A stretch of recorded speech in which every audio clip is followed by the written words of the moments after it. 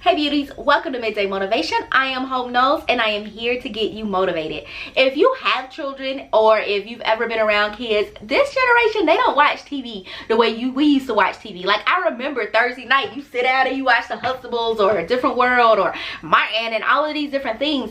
They don't watch TV, y'all. They watch YouTube, Netflix, Hulu, and they rarely watch it on the television. They on their tablets, they on their phones, they on their laptops. And it's just a different type of situation. I was babysitting my two little nieces one day, and they are too young for devices. So I showed them how they could access YouTube on TV. And I peeked in one time to see what they were doing, and I saw somebody brushing their teeth. And I'm like, that's weird, but okay. Came back. Then I went back in a little while later and I see her washing her face and she's talking about the beauty products that she's using and her process. And I asked them, I said, what are you guys watching? And both of them in unison turned around and was like, morning routine.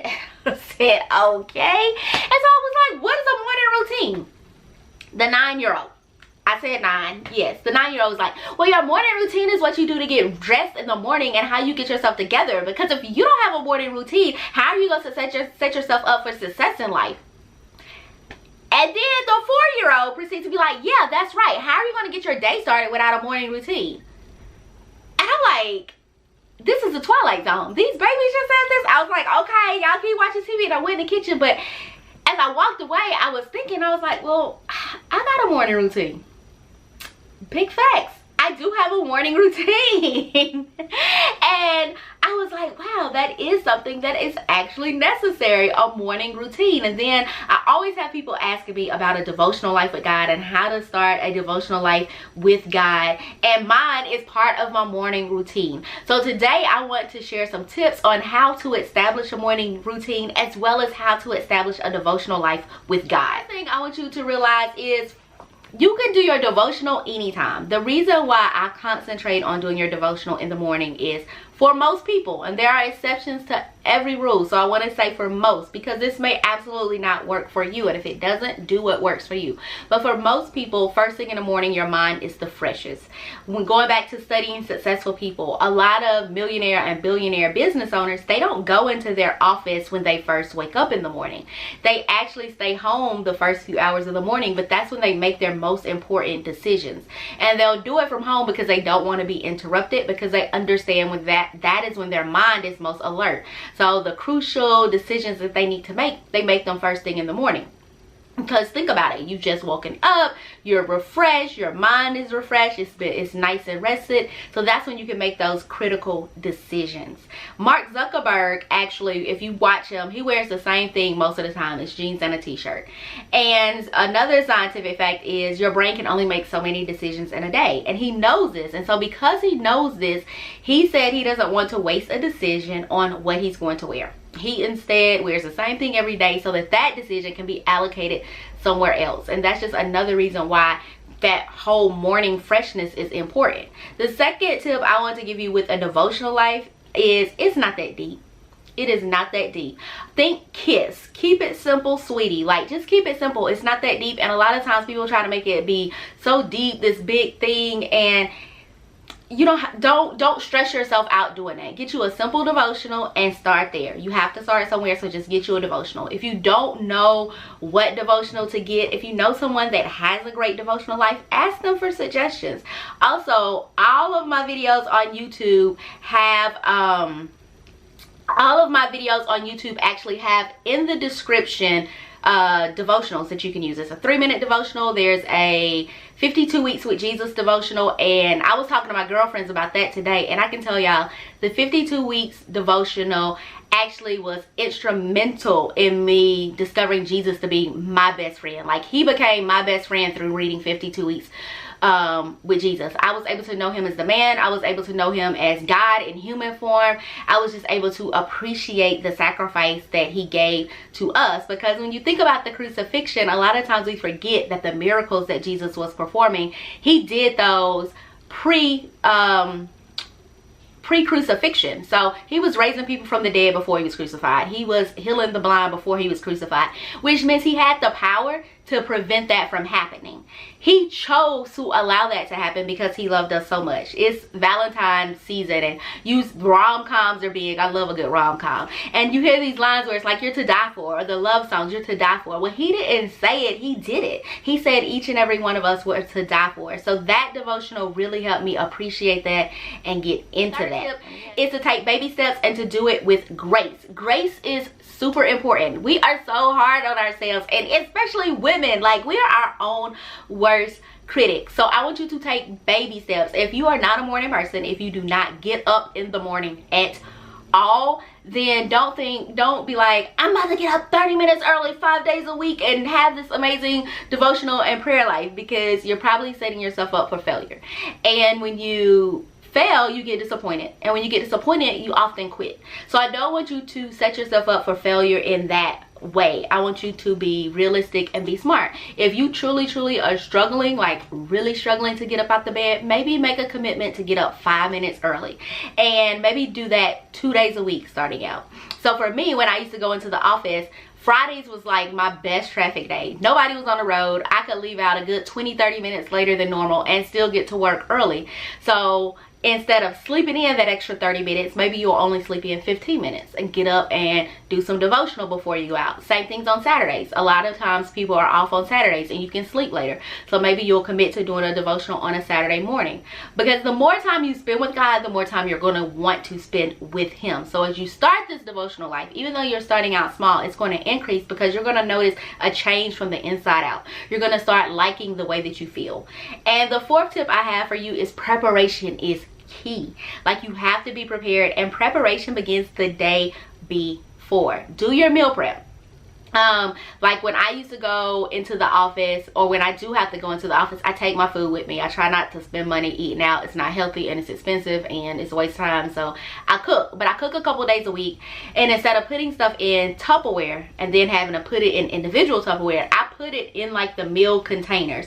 So one meal is in one container and I can just grab the container and go. Another thing I do is I have a coffee pot with a timer on it. So I will prepare that the night before. So when I wake up, my coffee is already brewed.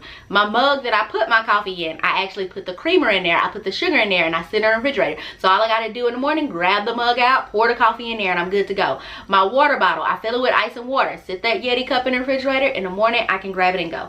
I choose what I'm gonna wear the night before. My clothes, my shoes. I know that I am not a person that likes to spend a lot of time getting ready. I don't want to get up super duper early, and if I am, I'd rather be working on my business or studying the word. So I know I want to get ready as quickly as possible. So I choose my clothes the night before, I choose my shoes, I choose my accessories. I take my accessories and put them in my book bag. I put my makeup in my book bag. I know I'm going to be sitting in traffic, so while I'm sitting here not moving, let me put my earrings on, let me put my necklace on. It's just something that saves me time, something small. And then when I get to work, I do my makeup in the parking lot before I go in. It takes all of 5 minutes because all I'm going to do is put on a little foundation and fix my brow so I don't be looking like Wolverine. That's about it. But I do all of those things so that I can make sure that I'm prepared. And not only does that help you with getting out the house physically and doing your devotional time, but it's going to help you mentally.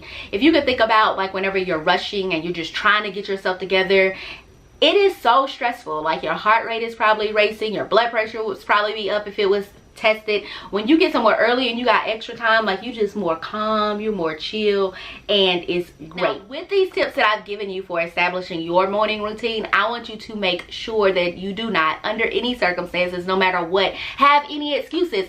There are no excuses. Excuses are for losers. So if you are the type of person that is constantly making excuses, I want to encourage you to stop. Like, stop right now, for real, I want you to stop. Do not make excuses. Where there is a will, there is a way. You just have to start changing the way that you think. The greatest equalizer between all of us as human beings, I think, is time. Like, that is the one thing that is equal.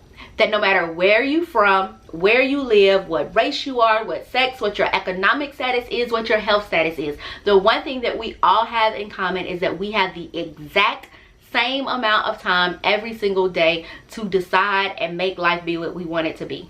Every person has 24 hours. If you are alive on this earth, you have 24 hours in a day. One person doesn't get 25, another one gets 30, another one gets 8. We all have 24 hours. And I know you're probably thinking, but you don't understand my schedule, what I have to do. We all have different schedules. But when something is important to you, you will make time for it. So instead of talking about what you can't do, ask yourself, how can you do it? So maybe you work 10 hours a day and you only want to work 8 hours a day. Well, how can I work 8 hours a day? And then you come up with a plan and start making moves towards that. Or maybe you want to take a vacation and financially it's not looking like it's possible. Well, how can I make this vacation happen?